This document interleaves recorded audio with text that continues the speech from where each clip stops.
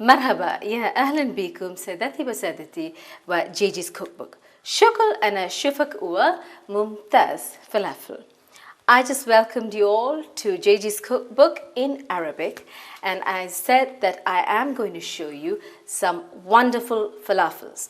Falafels are an Arabic snack, very, very, very popular in Saudi Arabia and the Gulf, and is absolutely tasty and yes, nutritious so long, if it's not deep fried. But the way I deep fry these things, of the falafels, the temperature of the oil is just right so that there won't be any oil soaked into the falafels.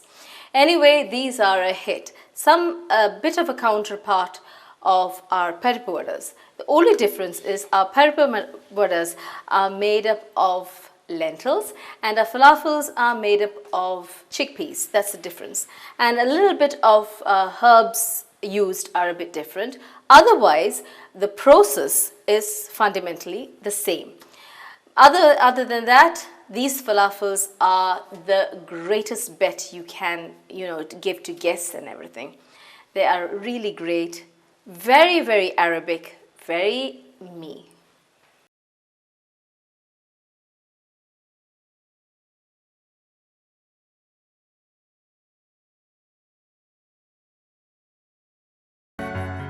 For our mumtaz falafels, what we need are we need 3 steps to do these beautiful falafels.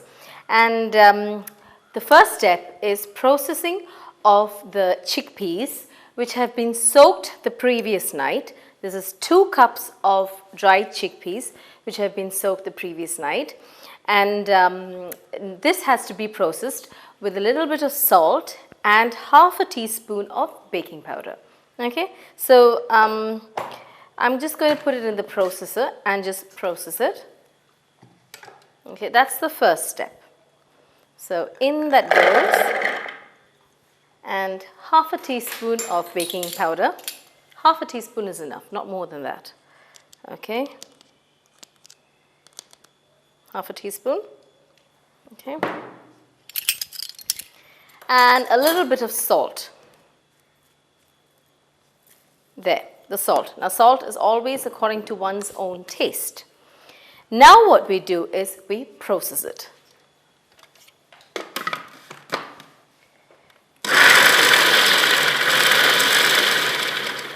By the way, we don't process it with any water.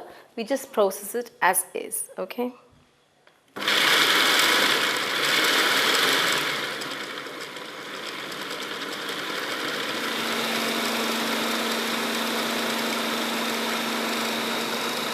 Let's see if it's done or not. Okay, I think, yeah, this is about it. Right now, what we do is tip our processed chickpeas into the bowl. That's the first step. Okay. Just keep this aside. Just tip this. We'll just put this aside and then we'll start with the second step. Okay, first of all, let's just take all this out so that all the processed chickpeas gets into our bowl. Okay, help it along. Now we start with the second step. The second step is chopping the onion, the big onion and the garlic together. Okay, so this is 1 medium-sized onion. Just put it in the chopper. And around 3 cloves of garlic. Now, if you like garlic a lot, you can add 4. I just added 3. 3 big cloves of garlic. And we just give it a chop. And then we add it to the first step. Chop it well.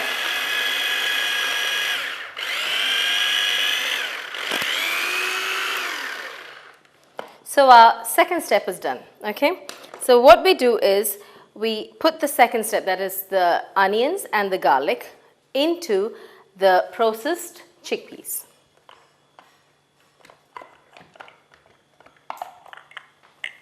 There, in that goes. I hope the camera can see it.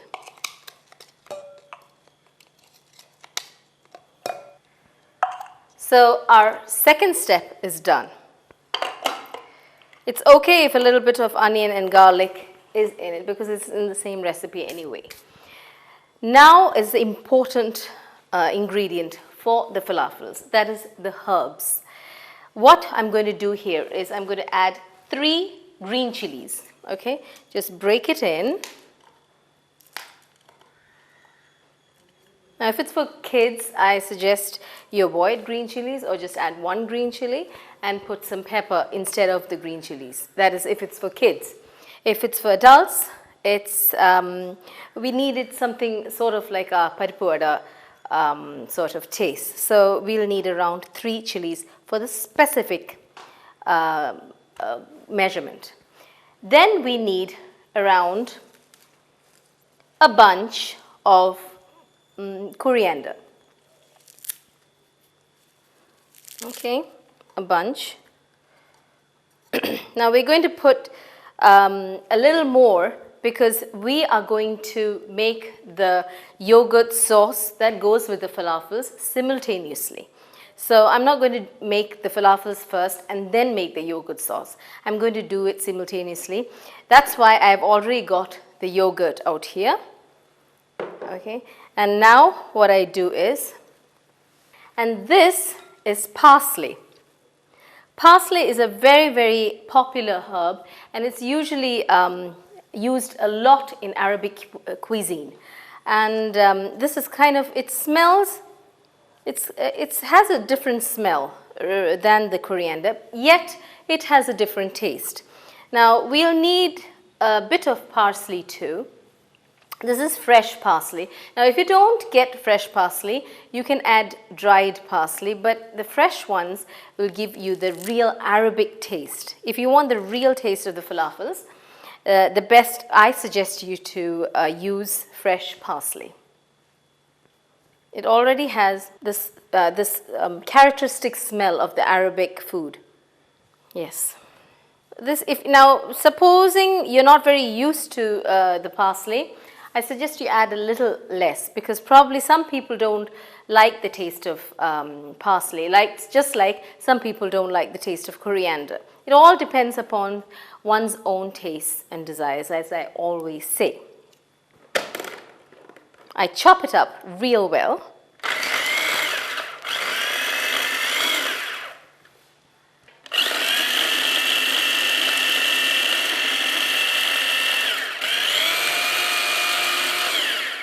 Okay, so that's it, okay?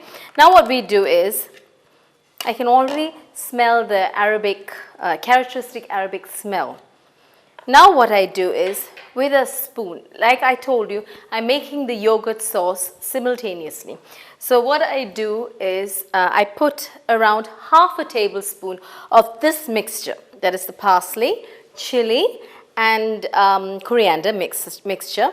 And what I do is, around half a tablespoon, okay, just half a tablespoon, and I put it in the yogurt we're going to use as a yogurt sauce, okay. So here our yogurt sauce is prepared.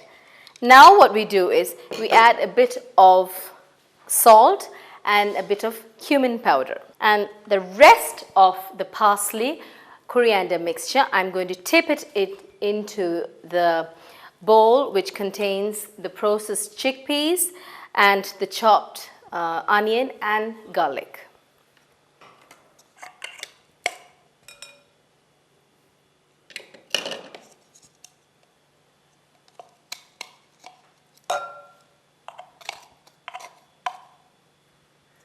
So that's done, it's taken care of. Let's just put this aside for now.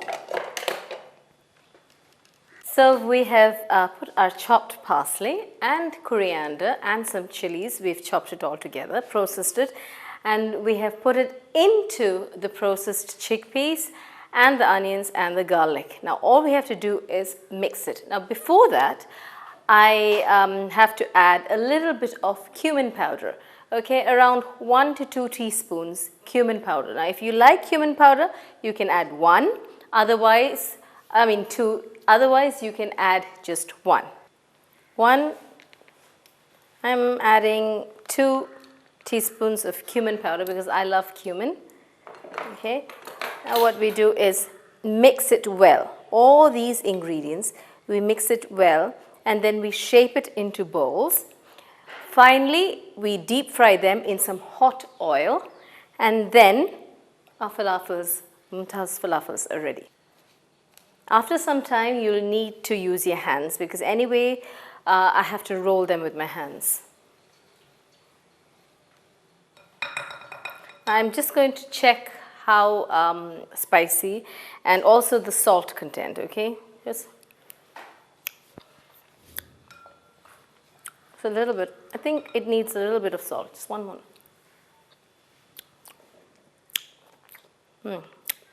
It's a bit spicy. A little bit of salt. Tastes wonderful though. Okay, a bit of salt. And then I'm going to get my hands dirty. Mix it all together well. And then shape them into small balls. Not too big because we want the inner part to cook well. Okay, so we need to make it into small balls, not big balls.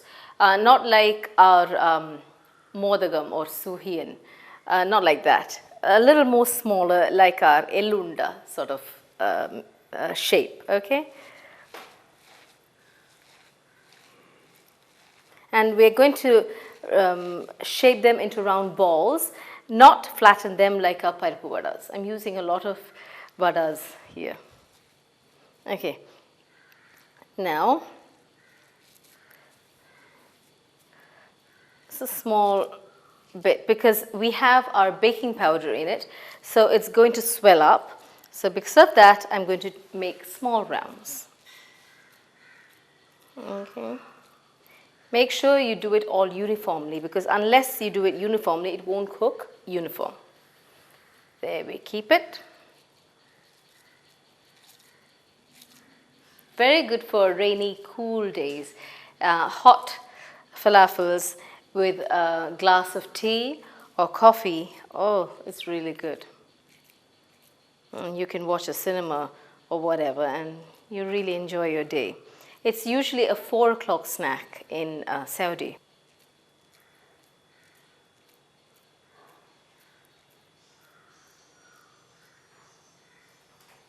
It has a lovely smell. And once it's cooked or fried, you can smell a characteristic falafel smell. Now, I remember when I was young, I used to have a favorite falafel shop in Saudi Arabia. And I used to go there after my school. And there was an old man there. And he used to give me really hot falafels. And he used to be my favorite. He's a sort of grandfather sort of figure, and he used to make adorable falafels. The thing was that his falafels could be smelt from a mile away because it was that yummy and that aromatic. And they have falafel shops all over Saudi Arabia, just like our tattagadas out here. Now, I've shaped the falafels into small balls. Now what I do is pour some sunflower oil to deep fry it, okay? So I'm going to put some sunflower. Don't put any other oil except sunflower oil or any other refined oil without any flavor. Don't use coconut oil or olive oil, please. Now, this should be well heated, okay? Unless it's well heated, or heated through, the falafels, when you put the falafels, it's going to soak up the oil. So once it reaches a correct temperature or a right temperature, it won't soak up or it won't absorb much oil. So you have to be very careful about the temperature of the oil. My staff can't wait to eat it. My crew, I think, are going crazy about the smell of the falafels and they can't wait to eat it. They're telling me to hurry up. Okay, now I'm going to put one by one carefully into the hot oil.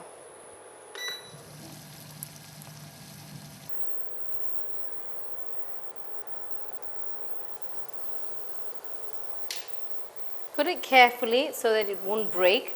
Another important or another good tip I could say is you can refrigerate it for about 15 minutes to 20 minutes so that it gets a bit hard, and then you can roll it and fry it, because then you can make sure that it won't break in any way. If you are scared that it will break, this is doing wonderful. Gently into the steaming hot oil. It's smelling awesome. One more for good luck.